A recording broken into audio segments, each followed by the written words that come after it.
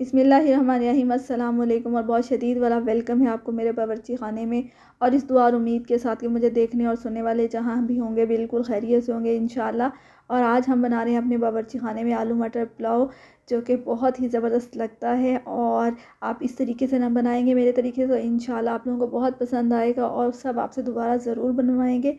और यहाँ मैंने 2 गिलास लिए थे चावलों के, चुन के धो के भिगो दिए थे। कम से कम आपने आधा घंटा भिगोना है। कच्ची बासमती है ये, अगर सेला हो तो ज़्यादा देर भिगोएं। और यहाँ पे मटर के दाने हैं, ये तकरीबन 1 प्याली है। और 1 पाव आलू हैं। ये सिंपल कटिंग की है मैंने, आप अपनी मर्ज़ी से कटिंग कर सकते हैं इसकी, लेकिन जो ट्रेडिशनल होते हैं आलू मटर वो इसी तरह से अच्छे लगते हैं। तो यहाँ आ जाते हैं इसकी कुकिंग की तरफ। हाफ कप ऑयल लिया है मैंने एक पैन में।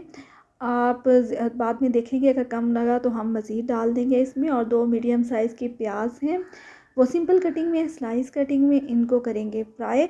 अब फ्राई आपने इतना करना है जितना आपने चावलों को कलर देना है। अगर आपने चावलों को कलर देना है डार्क, तो हम इसे ठीक ठाक ब्राउन करेंगे, गोल्डन ब्राउन। लेकिन अगर इसको वाइट मटर पुलाव की तरफ लेके जाना है तो फिर हम इसको कम करेंगे फ्राई, ठीक है। मुझे ऑयल कम लगा था तो मैंने थोड़ा सा और ऐड कर दिया था। इसकी वजह यह है कि जितनी भी ट्रेडिशनल पुलाव होती हैं या बिरयानियाँ होती हैं, इसमें थोड़ा सा ऑयल या घी ज़्यादा जाता है, अच्छा लगता है, लुक में भी अच्छा लगता है। लेकिन टेस्ट में कोई ये नहीं कह सकते अगर आपने कम डाला है तो टेस्ट में कोई डिफरेंस आएगा, ऐसी बात नहीं है। और यहाँ पे हमारे प्याज ठीक ठाक ब्राउन हो गए थे। इसमें हम डालेंगे आप अपना खड़ा गरम मसाला, जिसमें आप ले लें बड़ी इलायची, तेज़पत्ता, 4 आप ले लें लौंग, और 4-5 दाने काली मिर्चों के, और ज़ीरा होगा। और मैंने एक बादियान का फूल भी डाला है, अगर आपके पास अवेलेबल नहीं है तो स्किप कर दें। इसको कुछ सेकंड्स हम भून लेंगे इसके अंदर। और उसके बाद बाकी हम अपने मसाले डालेंगे, जिसमें ये एक बारीक कटिंग में टमाटर है, और इसमें सब्ज़ मिर्चें हैं 4 से 5 अदद हैं, और लहसुन है पिसा हुआ। तो इन सब को हम थोड़ा सा इसमें मिक्स करेंगे। और उसके बाद फिर हम अपने अगले स्टेप की तरफ जाएंगे। हल्का सा मिक्स कर दें इसको। और फिर इसके बाद जाएगी हमारी यहाँ पे, उसी मैंने प्याली में पानी फेर के डाल दिया था, क्योंकि जब हम सब्ज़ियाँ डालेंगे तो वो हम फिर इसी पानी के अंदर उन सब्ज़ियों को गला लेंगे। मज़ीद पानी डालने की हमें ज़रूरत नहीं पड़ेगी इसमें। अब चलते हैं हम अगले नेक्स्ट अपने स्टेप की तरफ। और इसके बाद इसमें जाएगा ये साबुत धनिया और सौंफ है, क्योंकि हम पुलाव बना रहे हैं तो इसकी खुशबू इसमें सौंफ में और साबुत धनिया की बहुत ज़बरदस्त आएगी। नमक मैंने डाला था पहले, तो आप डाल लें जितने आपके गिलास चावलों के 2 चम्मच डाल लिए थे, और थोड़ा सा उसके ऊपर डाला है, वो इसलिए कि हम सब्ज़ियाँ ऐड कर रहे हैं तो उसके हिस्से का भी नमक डालेंगे। आधा चाय का चम्मच इसमें गया है कुटी हुई लाल मिर्च, देख के डालें, अगर आपने सब्ज़ मिर्चें तेज़ हैं तो कम डालें। और पिसा हुआ धनिया गया है इसमें। तो अब इन मसालों को हम थोड़ा सा मिक्स कर लेंगे कि थोड़े से ये टमाटर ज़रा नरम हो जाए। फिर हम इसमें अपनी सब्ज़ियां ऐड कर देंगे, अपने आलू और मटर इसमें चले जाएंगे। हमने थोड़ा सा पानी डाल दिया था उसको प्याली से फेर के, तो इसी पानी, और कुछ ये सब्ज़ियां भी पानी छोड़ देंगी। आप इसको थोड़ी देर ढक के रख दें। तो फिर आप तकरीबन ये 5 से 8 मिनट तक आप खोलें, तो ये तकरीबन गल भी चुकी होंगी, क्योंकि फिर आगे चावलों के साथ भी गल जाएंगी। और बहुत ज़्यादा इसको घी के अंदर रखना भी नहीं है, ऑयल के अंदर, क्योंकि मटर अकड़ जाएंगे, ये आपने ध्यान रखना है। ये देखिए पानी खुश्क हो गया, बस हल्की सी इसकी भुनाई की है। अगर ज़्यादा देर ये घी में रहे तो ये मटर आपके अकड़ जाएंगे।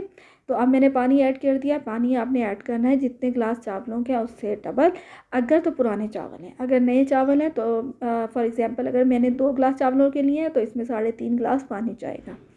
अब इसका इंतज़ार करेंगे उबाल आने का। जब उबाल आ जाएगा तो इसमें डाल देंगे चावल।